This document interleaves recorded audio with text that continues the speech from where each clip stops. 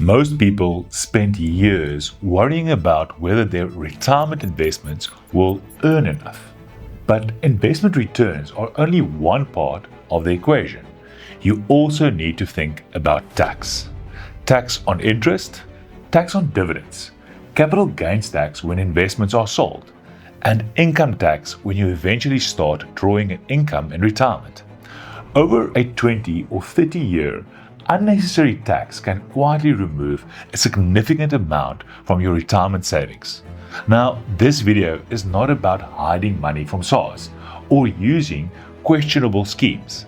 Tax evasion is illegal, full stop. Tax planning is simply arranging your investments properly so that you do not pay more tax than the law requires. Today, I want to explain 6 completely legal ways South Africans can reduce the tax drag on their retirement savings.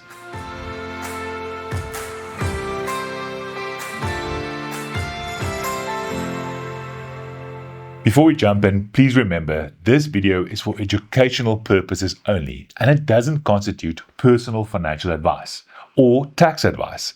Tax rules change, and the right structure depends entirely on your unique circumstances. So before you make any big financial decisions, consult a certified financial planner or a relevant tax professional. Let us begin with one of the best investment structures available to South Africans today, the tax-free savings account, or TFSA. Unfortunately, the name creates a lot of confusion. People hear the word savings account and assume they can only use it for cash or fixed deposit at their bank. But this is not true. A tax-free savings account is really a tax vehicle, and depending on the provider, you can invest in unit trust, exchange-traded funds, bonds, property funds, equities, and offshore assets via feeder funds. The tax wrapper determines how SARS treats the investment. The underlying investment determines how your money grows. For the 2027 tax year, you can contribute up to 46,000 Rand per year, subject to a lifetime contribution limit of 500,000 Rand. Inside the account, you do not pay South African tax on interest, qualifying dividends, or capital gains. Withdrawals are also completely tax-free, but the limits apply to your contributions, not the total value of the investment. You might contribute, let's say, 500,000 Rand over your lifetime and eventually end up with around 1.5 or maybe 2 million Rand if you include growth. That growth does not breach your lifetime limit. However, withdrawals do not restore your contribution room.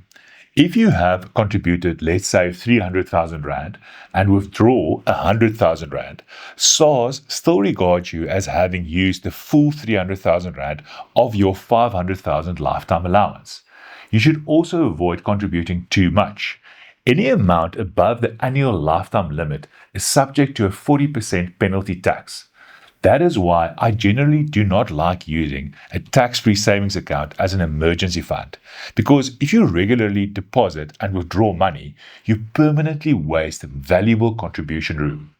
For retirement planning, the real power comes from using the account for long-term growth assets. Do not assume that because it's called a savings account, the money must sit in cash earning 4 or 5%. You could use diversified equity-based investments provided they suit your time frame and risk profile. The longer your investment compounds without tax, the more valuable the wrapper becomes. The second strategy is contributing to a pension fund, provident fund, or retirement annuity.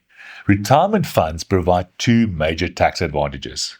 First, all qualifying contributions can reduce your taxable income in the current year of assessment. Second, investments inside the funds grows without tax on interest, dividends, and capital gains. For the 2027 tax year, the deduction is capped at 27.5% of the greater of your remuneration or your taxable income, subject to an applicable annual monetary cap, which currently sits at 430,000 Rand. Remember that the limit applies across all your retirement funds, not just your pension fund or your retirement annuity. It includes your retirement annuity, your provident fund, your pension fund, and you might even have multiple retirement annuities that you're contributing to. Employer and employee contributions must be considered together. Let's use an example. Imagine Tabu earns 100,000 Rand per month or 1.2 million Rand per year. If we look at two scenarios, in scenario 1, he makes no contributions towards any retirement funds. In this case, his income tax for the year would be approximately 370,293 Rand, which equates to an effective tax rate of almost 31%. And any additional income he earns will be taxed at his marginal tax rate, which according to the 2027 individual tax tables will be at 41%. In scenario 2, Tabu contributes 15% of his taxable income to a retirement annuity. In this case, his taxable income for the year is actually reduced by 180,000 Rand, which equates to 15% of the 1.2 million Rand. This means the income tax he has to pay for the year comes down to approximately 296,493 Rand, which equates to an effective rate of 24%. More importantly, the potential tax saved if he contributes 15% to his retirement annuity is approximately 73,800 Rand. That is why the deduction can be so powerful. Not only because you're getting the immediate tax benefit from paying less tax, but also because inside the vehicle, there's no tax on any growth that you will get over the years. Retirement money is also restricted. Under the two-pot retirement system, 1/3 of new contributions generally goes into the savings component and 2/3 into the retirement component.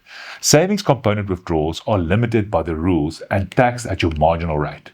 If you still need accessible money outside your retirement funds for major emergencies, major purchases, and unexpected expenses, then the retirement fund might not be the best vehicle.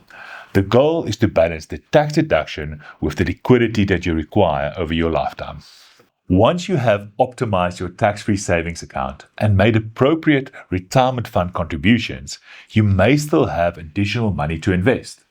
One option is a South African endowment or sinking fund policy. These are investment policies that act as a tax wrapper around the underlying unit trusts or other investment funds. For an individual policyholder, taxable income inside the policy is generally taxed within the insurer's policyholder fund at a rate of 30%, and capital gains are generally taxed at an effective rate of 12%. Compare that with a high-income investor who may be paying income tax at 45% and capital gains tax at an effective maximum rate of 18%. For someone paying tax above 30%, an endowment or sinking fund may reduce the tax drag over time. Imagine Thandi, for instance. She has 2 million Rand invested in an income-producing portfolio. The investment earns approximately 100,000 Rand of taxable interest. If she holds it directly and pays tax at a top marginal rate of 45%, that interest could create tax of about 45,000 Rand, assuming she has already used her available interest exemptions.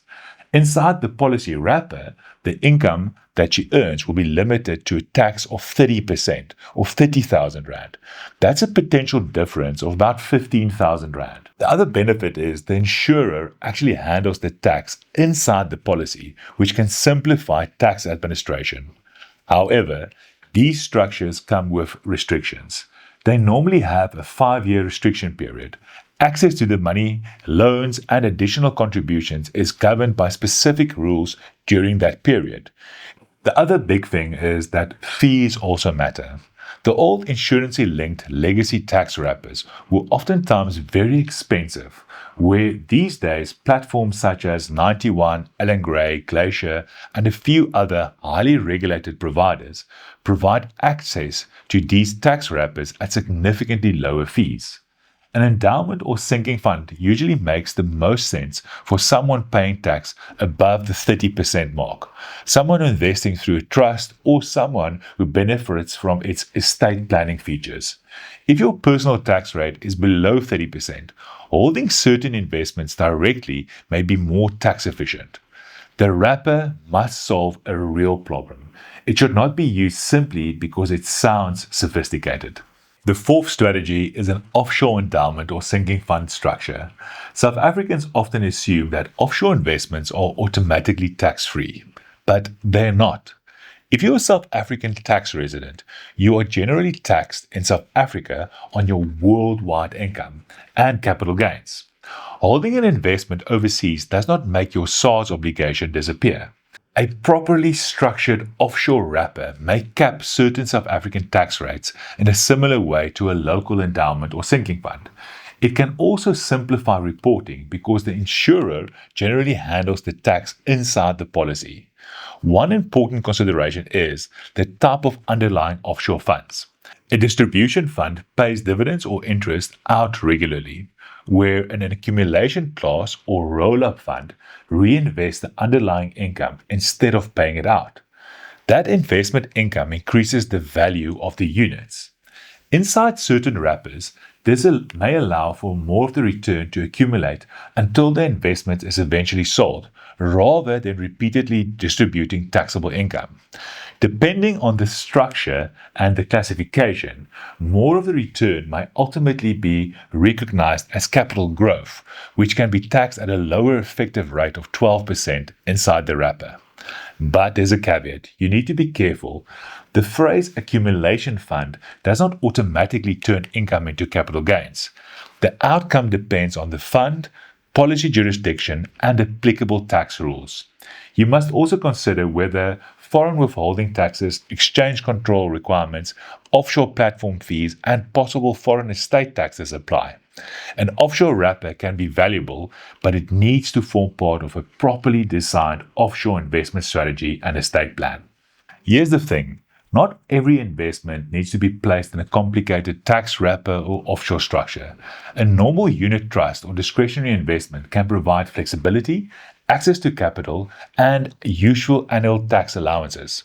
For the 2027 tax year, a person younger than the age of 65 can receive up to 23,800 Rand of qualifying South African sourced interest without paying income tax on it. For someone aged 65 and above, the exemption is 34,500 Rand. So imagine a retiree over 65 who has 500,000 Rand in a money market investment, earning approximately 7% of interest. That will produce interest of around 35,000 Rand per year. Most of that interest could fall within the 34,500 annual exemption, assuming the person has no other qualifying interest income. But do not choose your cash investment only according to the tax exemption. Your cash allocation should first be based on your emergency reserve and short-term income needs. You can also make strategic use of the annual capital gains tax exclusion.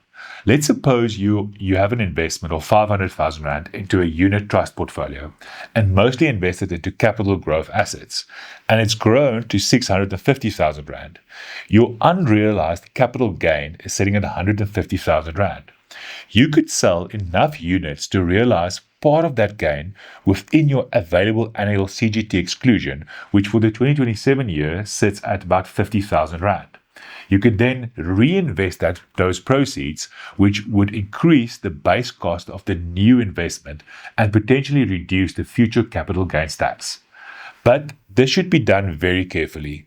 The exclusion applies to your total net capital gains and losses for the year, not separately to each investment. Selling and reinvesting may also create trading costs, market risks, and administrative consequences. This should form part of an annual tax review, not a last-minute transaction done blindly at the end of February. The final strategy is a bit more advanced and one of my favorite solutions for a lot of high-income clients. It involves contributing more to your retirement fund than you can currently deduct. These excess amounts are often called disallowed or excess non-deductible retirement fund contributions. Let us look at an example of Peter. Suppose his current deductions was limited to 275,000 Rand, but he contributes 350,000 Rand to his retirement funds. Only the 275,000 Rand, that's 27.5% of his taxable income, may be deducted in the current tax year. The remaining 75,000 Rand is carried forward. It may become deductible in a future year if Peter has available contribution capacity. But what happens if Peter reaches retirement and some of those contributions have still never been deducted? The unused contributions may potentially reduce the taxable portion of a retirement lump sum, or alternatively, Section 10C may exempt part of the income received from qualifying compulsory annuity. The basic principle is simple. Peter originally contributed that money from income on which he had already paid tax. Section 10C helps prevent the same money from effectively being taxed a second time when it's returned to him through a qualifying retirement income. Suppose Peter retires with 300,000 Rand of contributions that were never deducted and were never used against his retirement lump sum withdrawal. If he receives an income of 180,000 Rand of qualifying compulsory annuity income during the year, then Section 10C could potentially exempt up to 180,000 Rand subject to the legislation and SARS's records. The remaining unused balance could carry forward. SARS guidance confirms that excess fund contributions not applied through a tax directive may be granted as a Section 10C exemption against qualifying pension or compulsory annuity income. But record keeping is essential. Check that your disallowed contributions are correctly recorded on your SARS assessment. Now, this strategy is not suitable for everyone. You're giving up access to the capital and placing it under retirement fund rules. But for someone who has already used the normal allowances, has enough accessible capital, and wants to build future tax-efficient retirement income, it may be worth considering.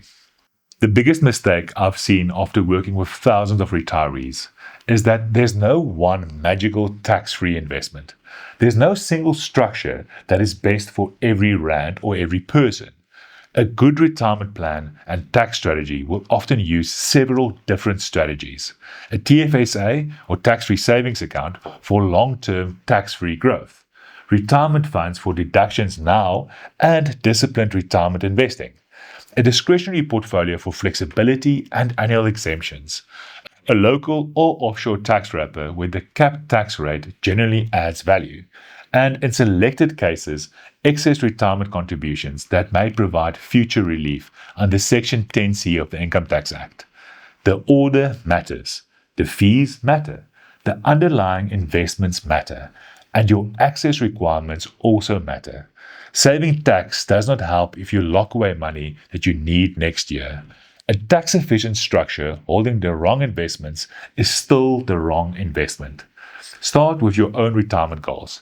Determine how much money must remain accessible, and then select the combination of investment structures that gives you the best chance of reaching your goals, after fees, inflation, and importantly, tax. At Family Wealth, our team has helped hundreds of families where we build complete retirement plans, which we call the Retirement Master Plan. And a big part of that planning is around tax and tax optimization. So if you're thinking, am I optimally structured in terms of tax and retirement planning, you can schedule a complimentary call with myself or any of the professional team members. The link is in the description below. And then finally, can I ask you a big favor?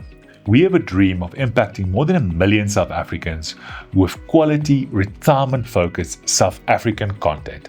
And you can help make this happen by subscribing to the Family Wealth YouTube channel, hitting the notification bell, and sharing it with friends and family. Thank you for watching. I'm Hardi Swart. This is Family Wealth. Keep investing into your future.